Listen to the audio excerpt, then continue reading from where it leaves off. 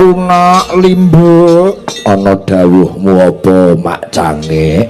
Syukur alhamdulillah wa syukurilah wa nikmatilah kowe lan aku kasembadan sowan maneh ana ngarsane prawarga ageng Desa Kepo, Kecamatan Kare, Kabupaten Madiun, Jawa Timur. Ngono. Rambah kaping pindho. Iki jenenge ngeraketke kekadangan, ngeraketke paseduluran. Oh iya, Sembah nuwun dhumateng panjenenganipun Bapak Kades, Bapak Sungkono Sarjana Sosial. Pak Kades piyayi negeri Abia. Oh ya jebule lucu sore ndagel barang mau karo aku ning emperan. Iya. Alhamdulillah katimbalan sowan mapan ana halaman Masjid Anur. Adicara rutin pendak taun apa? Ya kuwi ngadani Kepel Culture Festival. Wah ya Kepel Culture Festival. Sarwa Allah aduh. Ya. Ki kadang-kadang warga desa Kepel mengeti suran. Tahun anyar, sasi anyar tumrap sing ngrasuk agama Islam iki ngancik sasi Muharram ngene jumbuh lan sing diandarke Bapak MC. Nek wong Jawa sura padha-padha.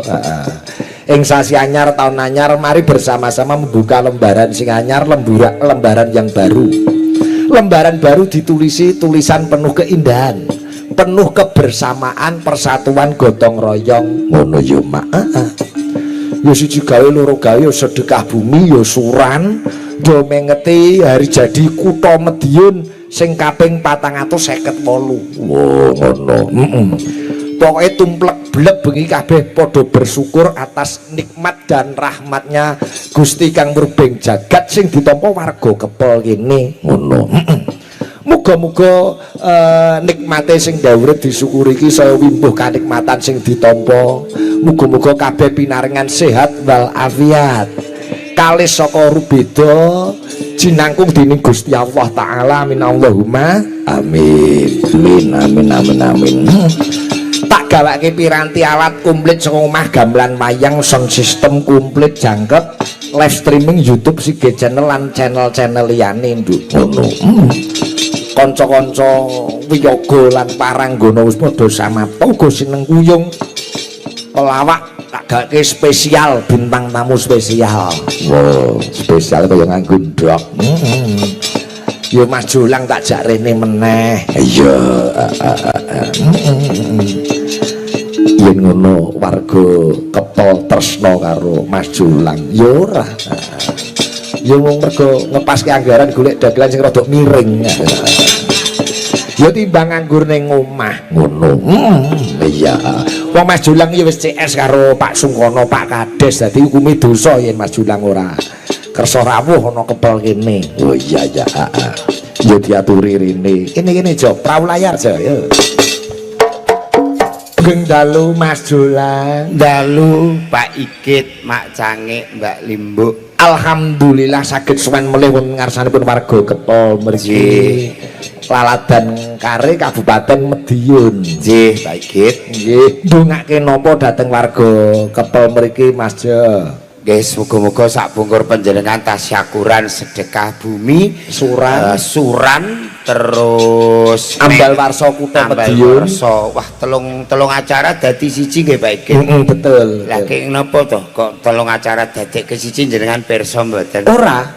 Oh. Sebabe ngirit. Ya ora ngirit pancen wis dadi adat istiadat wis lumadi tahun-tahun kaya mangkene Mas Jolang. Ngirit wektu mergo piyai mriki piyai sibuk sedaya. Nggih. Petani-petani sing ngulek mriki niku. Nggih. Wis pokoke menjadi desa yang selalu bersatu, padu untuk gotong royong dan kemakmuran bersama berkah saking Allah Subhanahu wa taala. Waduh. Amin. Lambemu nek ya fasih nek Allah Subhanahu wa taala ngeling arep halaman Masjid Anur nek ya tajwidmu ki fasih. Lho tajwid lah dadi amatir dagelan nggih kudu kenal ilmu santri, ilmu pertanian dan lain-lain. Kira baik alhamdulillah.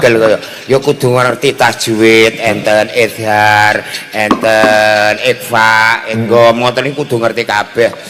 yang luar biasa wah ning daleme Pak Lurah tak susul jebule sedo ning kene kabeh Pak Igit. Oh apa? Suwepi teng mriko Mas. Ning daleme Pak Sungkono? Nggih, lah alhamdulillah semuanya disuguhi sembarang ana. Ngantek pinggir panggung yoga-yoga nek kurang ngombe lho. Nyosor dhewe ngono. Ndi? Sebelah mbung ngono. Sono pipone. Oh nggih. Ademe ra karuan mengkeret kabeh ngeten iki Pak Igit. Kayak bentukmu kok kon Kaya kerupuk ra ning jero lodong. Nggih. Dalu punika yang sangat luar biasa piyai kepel panggonane rondo ning jero rondo pedalaman nggih Pak Igit. Ning dhuwur gunung iki. Keblasok mboten jenengan? Mboten no. Kula turu kok keblasok. Alah. Keblasok supire. Nggih. Dan wabil khusus seluruh masyarakat mengucapkan terima kasih kepercayaan kepada Cakraningrat saking Rembang. Yang kedua kalinya sowan. Kedua jenengan ping pindho ta? Heeh. Walah padha Pak Igit. Iya lho kowe sing ngejaki aku kok padha-padha. Lho nggih ta? Iya. Ayo nek ngono aku kok melu neh. Nggih, terima kasih Pak Lurah yang luar biasa beserta jajarannya. Wis akrab karo Pak Sungkono. Nggih, mon akrab Pak Igit. Montore barang anyar. Masa? Nggih. Plat pundi niku kok WC Pak Igit? Cirebon. Cirebon. 1766 WC. Apa lah nonton bidang Aku lagi ro iki plat motor WC. Kan berarti harganya merakyat ya. Pak Lurah nih piyai ageng tapi ora sombong. Alhamdulillah. Kopi digaweke dhewe karo Pak Lurah. Pak Igit wong ndok dirisi kok. Mesti kok ndok dirisi iki kowe ngarani Pak Lurah ngirit ngono piye? Mboten, maksude niku langsung diriske awake dhewe niku ben ora kangelan. Ndok bebek kok Pak Igit. Alhamdulillah sinden-sinden tetap semangat. Kademen mboten Mbak Yu? Mboten. Nggih. Satu tembang dulu nanti saking Pak Lurah napa saking kadang-kadang panitia kesane minggah. Mungkin dari ini nggon seniman seniwati jo. Nggone ibu-ibu PKK ya iso nabung. Oh nggih to. Weh, koperasi wanita masih berjalan toh Bapak? Masih. Nggih kono Bu Nurul barang ya. Kowe apal? Oh, apal kula pun jagongan kali Bu Nurul. Bu Nurul tugasnya paling berat. Apa? Pengawas bendina plengakan ngeten terus lagi. Pengawas itu ayo siap Pak Igit. Coba Mbak Eni sik ben ngene satu lagu ben so kadang-kadang panitia. Mbak Eni Wulandari. Nggih, ingkang saking Blora. Nggih. Jumene Mbak Eni. Yang malih wonten warga Kepel ngadani pengetan suran. Sampun kaping kalih. Nggih, uga bersih desa suran kula dikemas dalam acara Kepel Culture Festival. Iso ora Mas? Angel lek. Piye? Kepel Festival. Lah angel ya. Iki festival budaya. Festival budaya. Nggih. Iki mau tak arani tontonan iki dua tempat ngarep bali desa karo mriki. Lah ngopo jebule? Lah jebule sing ngarep bali desa iku mau kok wong muah iki tak kira nanggap apa jebule bakul obat. Bakul obat. Lah sampean yo tuku. Aku yo gak tuku wong sing didol ula, Mbak. Oh. Malah ndongake napa dateng warga Kepel mriki Mbak Eni? Ndongake pareng damel tembang nggih. Monggo sinden ki yo nganggo tembang. Nek kiai nganggo dalil kok anu nggih nek kula nek ndonga ngoten niku kok ketoke mboten pantes. Gak pantes wong sinden. Pantes ndongane karo nembang. Nembang iya sinden kok mosok ora nembang. Pamujiku arteke jo doaku. Wah iya, tembange pocong iki. Warga Kepel manggih hayu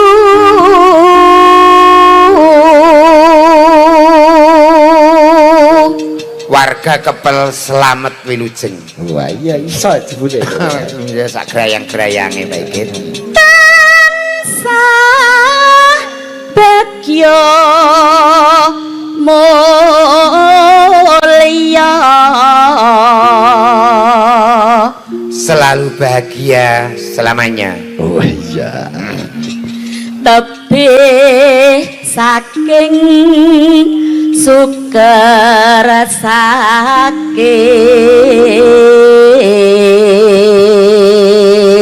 Jauh rumah sakit. Kok jauh? Kok Jauh dari Marabaya kalis ing Rubeda. jauh rumah sakit piye to? Ya, jauh dari Marabaya. Oh iya. Krungu ku rumah sakit. Mugi murah sandang kelawan pangan.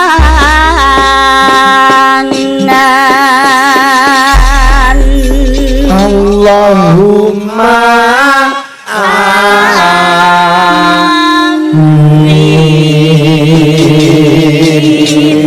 Amin nggih nganggo irama. Sinden ya. Sinden dungane nembang. bengi iki tak pasangi karo Jolang Suwanana Kepel. Wah janjo umpama kowe dadi bojone Mbak Eni ngono biasa. Walah kula nek kalih bojone nek niki. Heeh. Omah-omah kene cocok Pak Iki. Kok iso? Cocok piye? Anget. Kok iso anget? Model Berarti seneng ngene. alah model ngeten iki kan nek cara omahe daerah dingin kan anget to Pak Anget ya Iki. Mas ya. Wah ngempet ndok mesti mateng. Mbak Eni kuwi. Sih. Enggak wingi ndoke Jolang lho tak kempet kisut iki. Ngempetmu kesuwen kon Lah aku keturu lho Mas. Dilok wae kok suwengi dadi ra karo-karuan. Ya maaf. Nggih, menika request saking kadang-kadang panitia Jo. Nggih. Itu udang kuning Jo, seolah-olah kok ning iki udang kuning kaya metu ya Jo. Nggih Pak Igit. Nggih. Nggih. Timbo. Padahal awake dhewe iki iso nembang sembarang lho ya Pak Igit. Ya dipinakani to. Pinakani. Mumpung disimak, wah menika kanca-kanca CFC Jonegoro, Tuban, Semarang, Rembang do nyimak. Nyimak sedaya. Nggih, nggih, nggih. Luar biasa. Matur nuwun menika saking Pak Warek, Pak Wakil Rektor UNES, Pak Ngabianto nggih. Nyimak sembah nuwun Prof. Lah iya. Parek. Iki warga Pak. Kepel nggih ketinggal guyub rukun. Buya rukun. Nggih. Nggih, nggih, nggih. Anane rukun ngerti ora? Iso lungguhe mepet-mepet iki ora Iya. perkara rukun. Lah, Lah piye? kademen. Gek iya madhep rene kabeh lho Mas ya. Jelas madhep rene wong tontonane nggir kene kok ya lah mosok kon ngadep genset kono. Iya, Ding. Dibawani Mbak Eni seolah-olah Anjir. itu majulan pasanganmu hidup semati. Jane lo muak aku. Ya ning ya kuwi kok. Kok anu nek Pripun? mutah langsung wae ngono ya. Ning raimu. Rasa dimpet nggih. Kok ketoke kok kademen tenanan lho Mas. Aku kademen. Sini tak peluk. Alah telek. Piye lho jarene pengen anu apa butuh kehangatan sampean. Alah kok bayar. Boten. Tenan. Kanggo sampean gratis. Asik. Ning aku openi sesasi ya. Ra kudu nggonku seneng omahe kuru. Kon nambahi ngon-ngon awakmu. Nanu Nadyan wujud temong mesrane. peksi. Badhe tindak pundi Mbak Eni? Niki ajeng buak batang Mas. Iki mbok sing apik, Mbak. Mau minyakan ora to? Ambune kok piye ngono Mas? Aku minyakan kok. Lah kok ambune ngene? Minyak apa sih? Minyak mayit. Pacaran iki mbok sing mesra ngono iki pacangan sing mesra ketok piye kok buak batang. Niki badhe tindak mall. Lah, Mall lho teng mriki mboten enten mall kok. ya minimal warung apa ngendi apa salat bersama Oh, ke iya, Masjid iya. Anur. Kaya ayu-ayu dhewe aku. Lho kene lho Mas. Awakmu lho kok nguri kaya model balik desa ngene. Iso balik desa. Kotak nganggur ngono. Oh, seksine kok ngene. Ah, seksi. Lagi nek ra mendem sik mosok kolu. Gayamu nek ra mendem kok ora kolu piye? Lah sampean ndek wis bubuk bareng-bareng ngono kok iso. Khusus piye? Sekondo Pak Lurah kok ndak daftar. Sembrono. Bubuk bareng terus aku bangga ngono. Lah piye? Ah bubuk bareng gone dhewe awakmu ning kamar aku ning kamar mandi. Apa padha ning kamare to? Lah iya tapi kan aku wis ning kamar mandi ning Lho aku kok gak eling lho ana anakmu nang kono ki. Endi to? Iso kaya wis jijik karo aku. Ana cindile barang ngono kok. Sing ndi anakku? Lah kuwi sing senden bonang. Jenenge bocah iki ra ya golongan darah A O A B. Iya. Anakmu kok golongan darah kok A B C D E F G. Kok ngakeh men. Anake wong pira ngono. Lah sampean Rumangsa urun ora sampean. Aku coba dadi citok nganggur. Liyane Ganti jolang sing nembang gandreng Mbak Eni. Oh. Manung, men ketok nek dagelan iso nembang.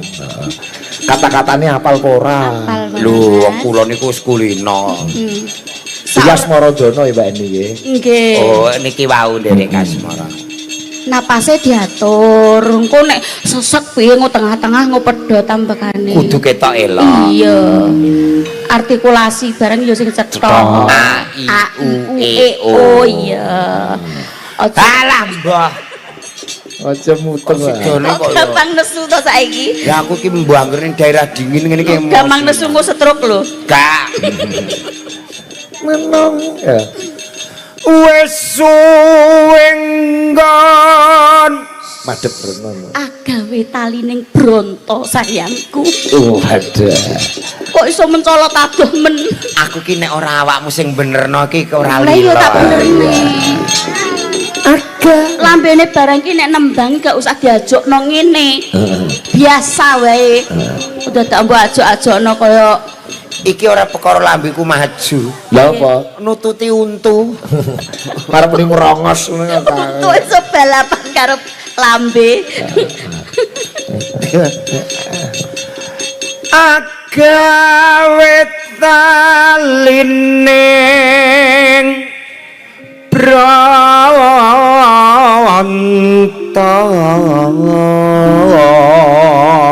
bronto. Coba dikancani lila lil ngadeg lil. Wah. Eni iki sinden aneh. Kok iso aneh? Ye. Kok iso aneh lho aku iki padha kancane lho kok iso aneh. Ora ki kok tangan kok ngarep guri. Masa?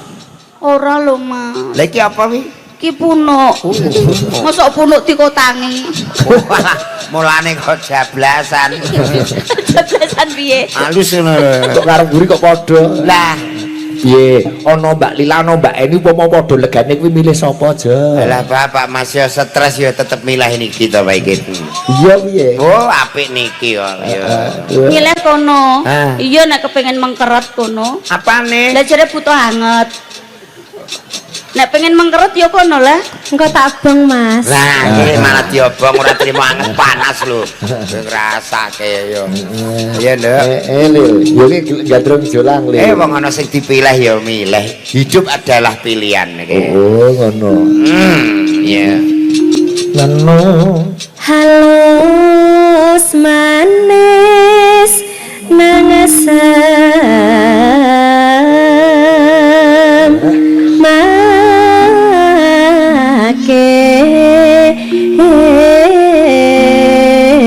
Bangku jo. Dolila dalam mbahmu loro piye mbok tuntun nggih Anu ngemis kawanen. niki ngono badhe ngrapekno jaran Wow. kepenak Pantes ngene. Wah. lho krungu ora pantes karo iku kandhani Sing pantes mboten Pak ora pantes kandhani nyebut cung nyebut iki lho wis tuwek Omongane masamu ra tuwek. lha iya nek tuwek sakar tuwek nek ya diindang to rek golekmu nom iki lho Halo nganggeku wong ki yo. cemburu Lah iya lah Bang. cemburu ya ora cemburu ngono iki mbok ngelingi janjimu biyen Janjine jolang karo sampean piye Mbak Eni? Oh, janji karo aku Dik pokoke aku tetep karo sampean aku sehidup semati karo sampean pokoke tahu janji ngono jebule karo sampean ora mangan yo karo sampean Saido semati ki mbiyen saiki yo mati yo dhewe kono. aja sia-sia ngono to Mas dupe ana sing anyar terus sing lawas mohon Alandu iki hayang. ngono kuwi Aku semilih awakmu sing isih cilik iki sing wis olah wedi yo nduk. engko diiris Itu yo. Terus kene. Ayo terus ke sayang. suwinggan kula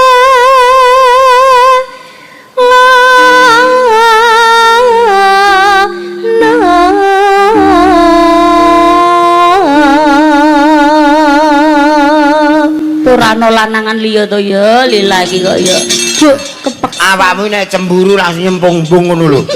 Bojo ngono, Jo. aku kok nyemplung-bung lho Ijo tutu ijo.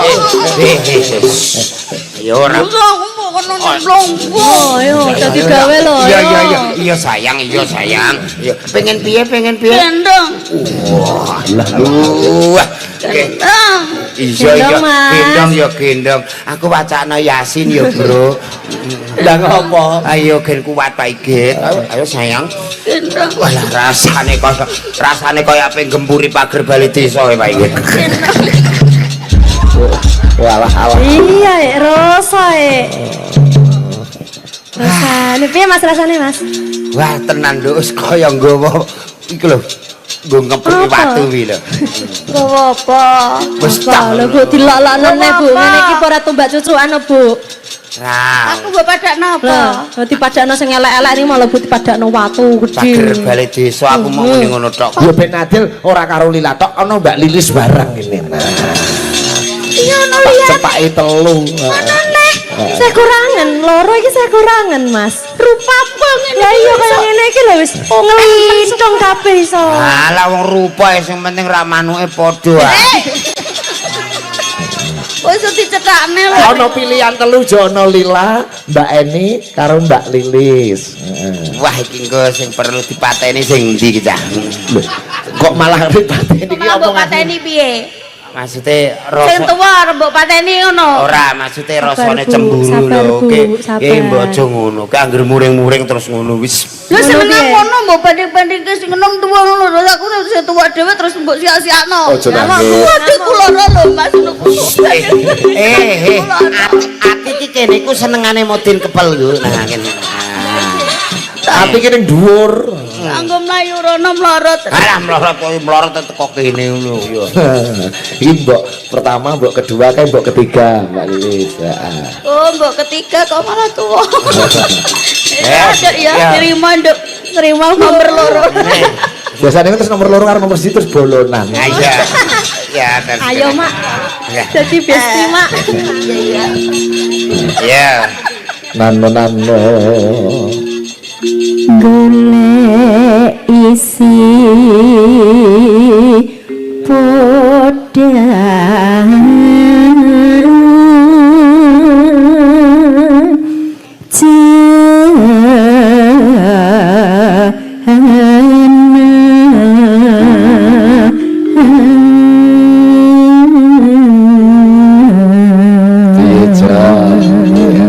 Sing iki jos sing loro iki elek-elek. Alah, ya aja ngono lho Mas. Piye Mas omonganem? Balenono Dik. Omongan melek. Mang lho. Syukur. Mang iku lho urung ono sing nomor 3 lho. Aku mbok lem. Lah iya. Saya tak kandhani. Biyen ketok apa saiki ketok apa? Sepurane Nek ono sing anyar sing tuwek dilalekno lho. Ora ana. Enom lah tetep mbok. Kowe iki wis ngrumasani tuwek ndak ora blenger. Mas Jolang. Cinta dek. Iya tapi Mas iki lho. Jolang. Omongnya sisi-sisi. Terus Mas Jolang manuk manyar susuhe kelaras Mas. Apa wi? Nadyan tok anyar aja lali sing lawas. Rungokno wi. Rungokno. Iki lho ndase mbok cekeli. Kecek gak wis Bu? Mbak Eni senane nyekel-nyekel lali. Lambo. Aku kadung emosi apa-apa tak candak kok. Berarti wis kulino wi. Lho gini Mbak Eni terus Mbak Eni ya. Ayo mbak awakmu. Ayo kangen suaramu ya. Oh iya. Pangku. Wah, pangku Jo. Ayo kudu ati. Gendang to. Balu. Iba bunga henna tiku. Lah yo Mas, kuwi iki kok peh tuwek kok yo mbok sia-sia ora tau Anu sik ngadeg kok dengkulku mblusuk lho. Kok jerumen gone Mbak Eni? Terus apa? Kebaya. Bayamu. Penak ta wong dengkul mblusuk ora krasa. Ya ora kerasa. Kebayamu ki sesuk diketok sithik. Diketok ya. Ganti Lila tak kene. Nano. Ah iki angel ya. Nyanding bisa dadi tangga